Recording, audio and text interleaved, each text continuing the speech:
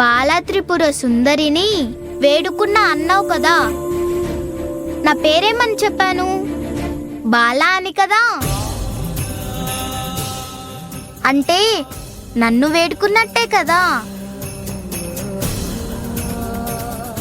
నీ మాటలు గారడితోనే మమ్మల్ని బురడి కొట్టించేస్తున్నావు. అభి, ఈ అమ్మాయి ఎవరో కానీ చాలా బాగా మాట్లాడుతుంది. ఈ రోజు పండగ కదా, కాసేపు ఇక్కడే ఉండమనవా? బాలా, ఈరోజు మా అమూల్యని బాలా త్రిపుర సుందరి దేవిలాగా అలంకరించి పూజ చేద్దామనుకున్నాం. తనతో పాటు నువ్వు కూడా పూజలో కూర్చుంటావా?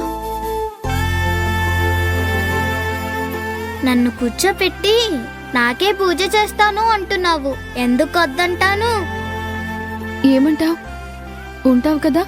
ఇంత దూరం వచ్చాను కదా, ఆ పూజ కూడా అందుకునే వెళ్తాను.